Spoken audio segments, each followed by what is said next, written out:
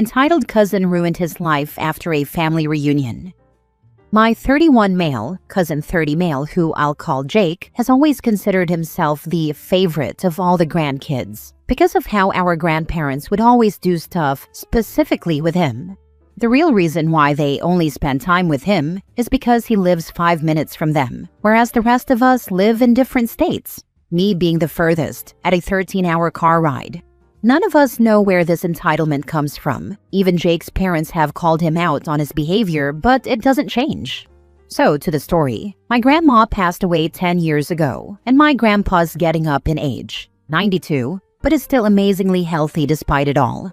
My dad, aunts, and uncles were having some discussions with him leading up to the summer family reunion regarding future funeral costs, making sure his will was up to date, insurance, etc. We got to the reunion this past August, and all was going well, until Jake made a comment about how he's totally getting the house and Grandpa's refurbished cars. My grandpa rebuilds old cars with my uncle, Jake's dad. We all ignored him like usual, which seemed to upset him. So he decided to prove it to us and asked Grandpa directly about the will. Grandpa gathered all 9 of the grandkids together and told us that his major assets, the house and cars, would be sold and divided equally among all of us grandkids. Jake lost his mind because despite years of being told that Grandpa loves all his grandchildren equally, he still believed he was the favorite and would therefore get most of the inheritance. It got even worse when he realized this included our step-cousin Erin, 25 female, who despite being in the family since she was 12, wasn't even a real grandkid. TLDR, this devolved into literally the entire family ganging up on Jake, hurling all kinds of insults at him for the things he said. The reason I'm writing about this now is that I just got off the phone with another cousin an hour ago, who told me that Jake was arrested last night for trying to steal one of our grandpa's cars.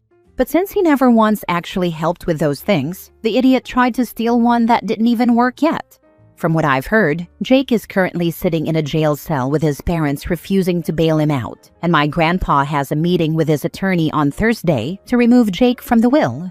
Sorry if this was all over the place, but this is the basic gist of the drama currently taking place in my family.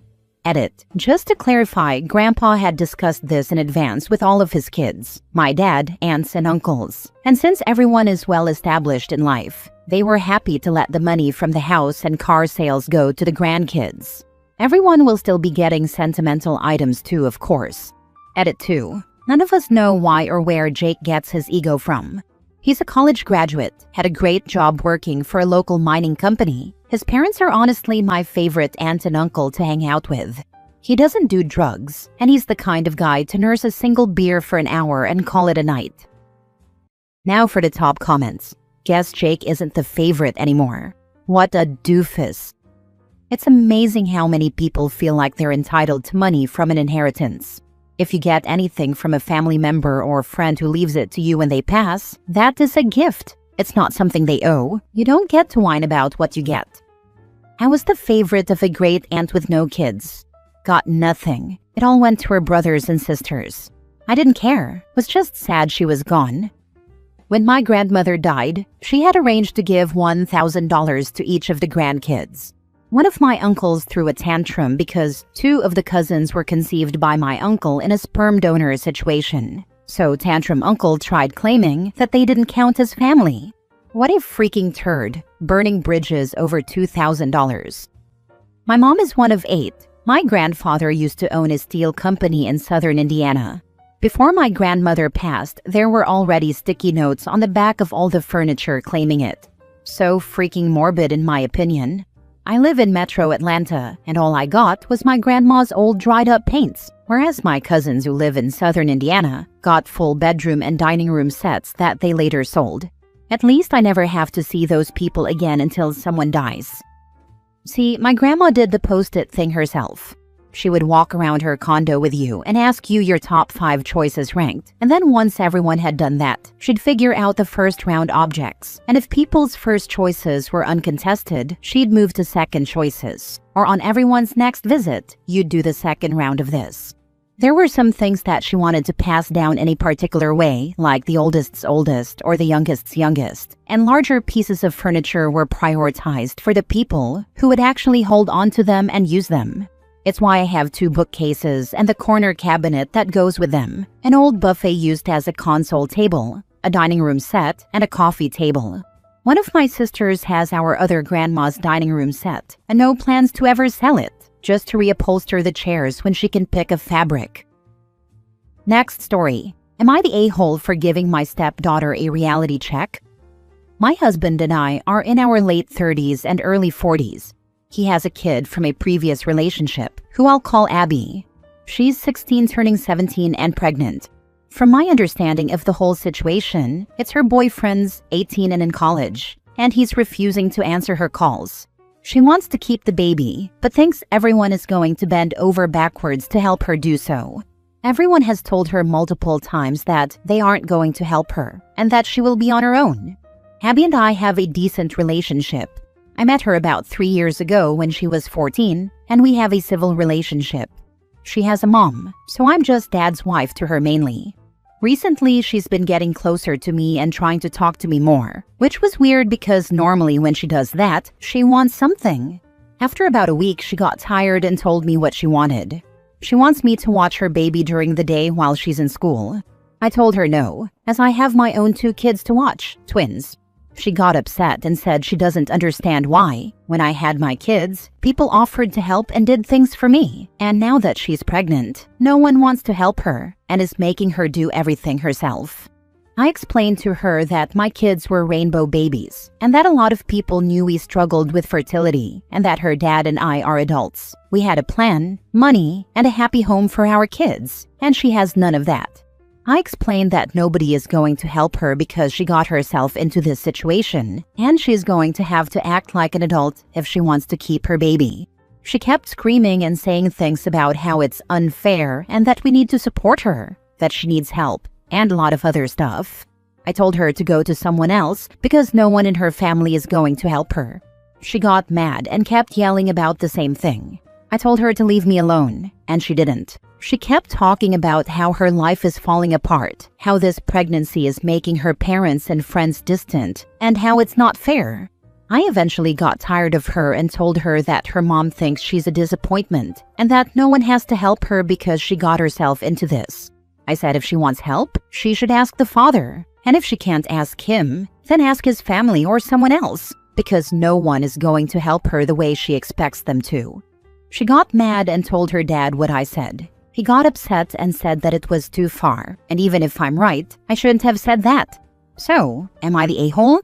Note, she has a late birthday, so that's why it's a 16 to 18 age gap. She turns 17 in November.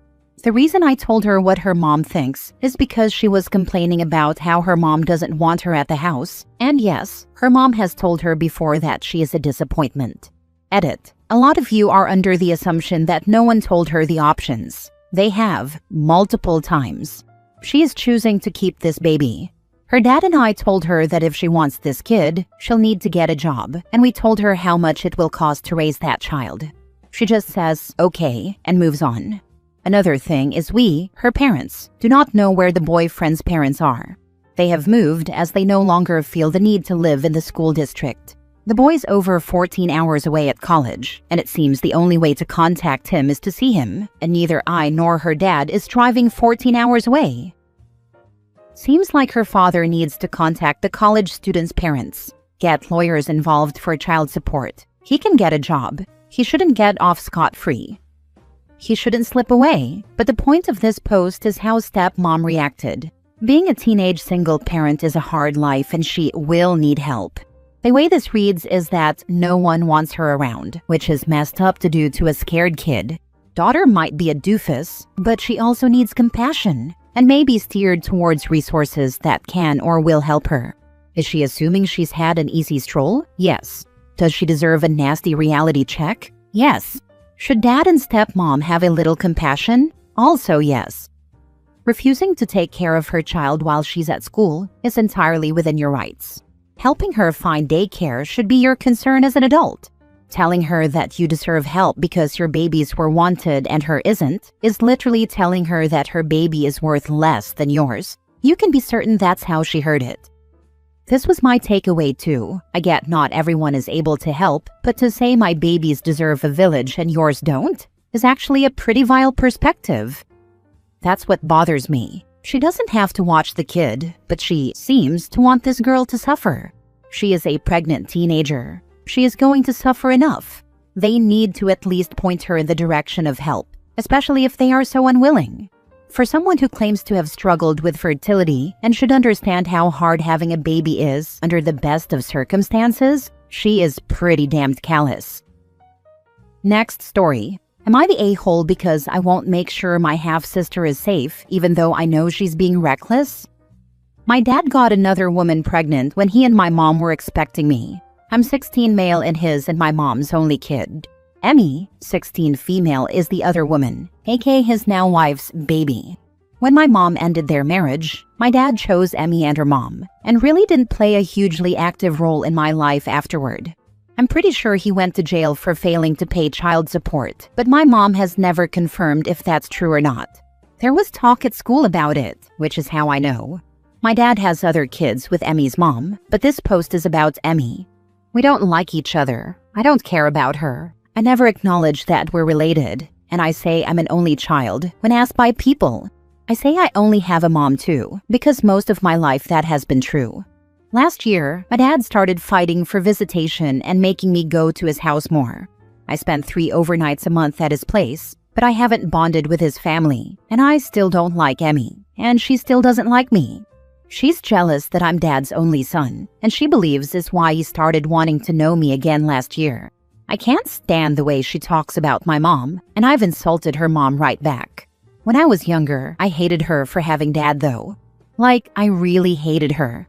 It's not about him anymore though, and I just hate her for calling my mom a whore for dating, and implying she's easy and sleeps with anyone, when her mom's the one who slept with a married guy.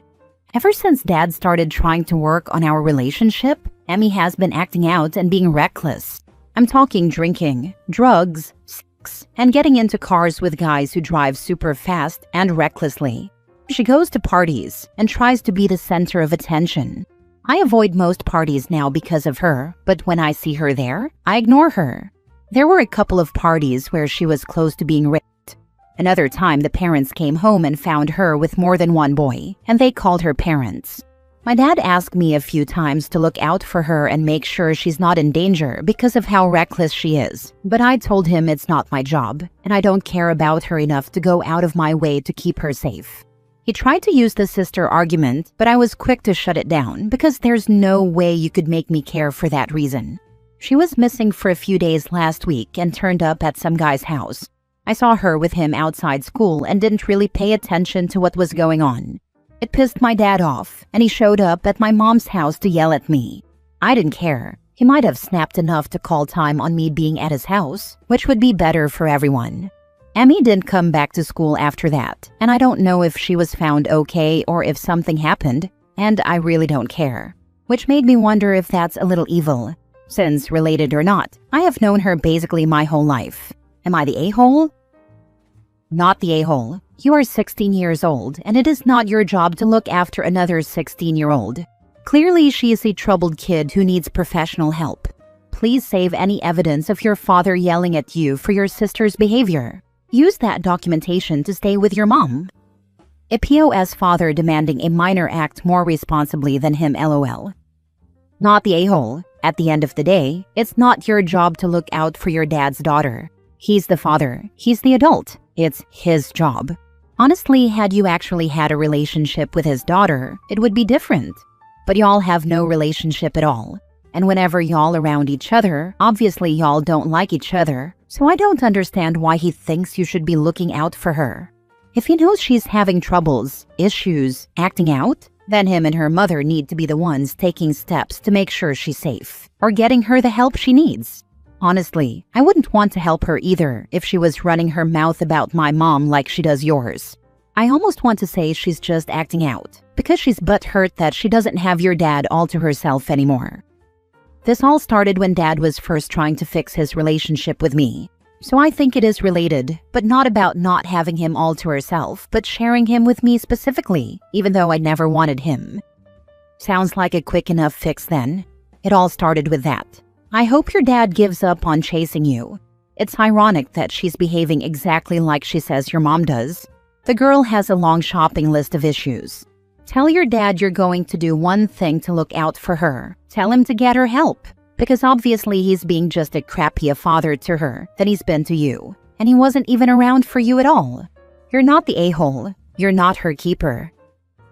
Last story. Am I the a-hole for refusing to attend my dad's redo wedding to his affair partner? My 27 female parents divorced 2 years ago after my dad, 52 male, had an affair with his now fiancée 38 female. It completely destroyed my mom, who was blindsided. She and my dad had been married for almost 25 years, and she genuinely thought they were growing old together.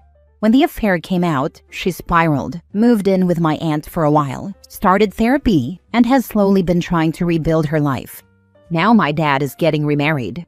Last week, I received a formal invitation in the mail. The envelope had family only, written in gold ink, as if that somehow made it more meaningful. Then he called and said, "I'd love for you to walk me down the aisle this time, since I'm the one starting over." That line made my stomach turn. He wants me to help him celebrate the woman who broke my mother's heart and the marriage that shaped my entire childhood.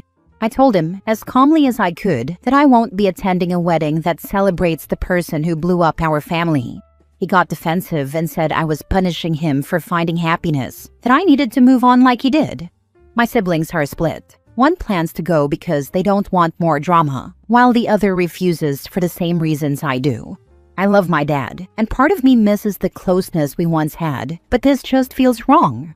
Attending feels like betraying my mom, who still cries sometimes when his name comes up.